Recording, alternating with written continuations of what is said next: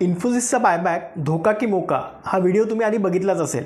आता इन्फोसिसच्या बाबतीत दुसरी मोठी अपडेट आली आहे। इन्फोसिसने या बायबॅकसाठी रेकॉर्ड डेट जाहीर केली आहे।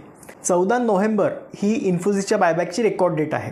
महत्त्वाचा मुद्दा म्हणजे काय, जर तुम्हाला या बायबॅकमध्ये सहभागी व्हायचं असेल तर ज्यांच्याकडे इन्फोसिसचे शेअर नसतील त्यांनी 13 नोव्हेंबरपर्यंत शेअर्स हे खरेदी केले पाहिजे, तर त्यांना इन्फोसिसच्या बायबॅकमध्ये सहभागी होता येईल।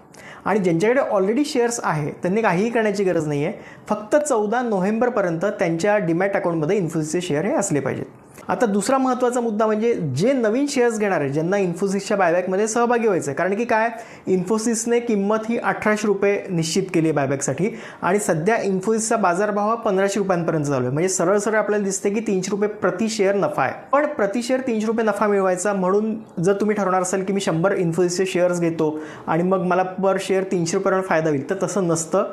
कारण की बायबॅकमध्ये प्रत्येक कंपनीने एक रेशो ठरवलेला असतो, त्या रेशोनुसारच कंपनी शेअर्स घेत असते।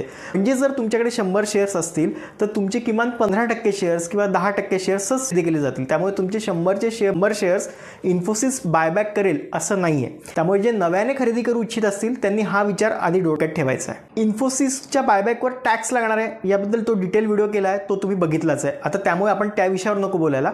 एक दुसरा मुद्दा आणखीन तुम्हाला सांगायचा आहे की जर तुम्ही रिटेल इन्व्हेस्टर असाल, आता रिटेल इन्व्हेस्टर म्हणजे काय आहे, तर ज्यांच्याकडे 2 लाख रुपयांपेक्षा कमी मूल्याचे शेअर्स असतील, म्हणजे इन्फोसिसचे जर तुमच्याकडे 2 लाख रुपयांपेक्षा कमी व्हॅल्यूचे शेअर्स असतील तर तुम्ही रिटेल इन्व्हेस्टर म्हणून गृहीत धरले जातात।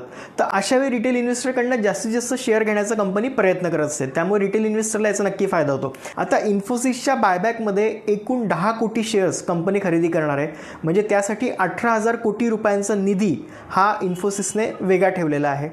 या 10 कोटी शेअर्समध्ये सुमारे 15% शेअर्स म्हणजे सुमारे 1.5 कोटी शेअर्स हे रिटेल इन्व्हेस्टर्सकडनं खरेदी केले जाणार आहे। त्यामुळे बऱ्याचशा लोकांकडनं त्यांचे शेअर्स विकत घेतले जातील आणि त्यांना बायबॅकचा फायदा होऊ शकतो। पण टॅक्सचा मुद्दा तुम्ही जरूर लक्षात ठेवा।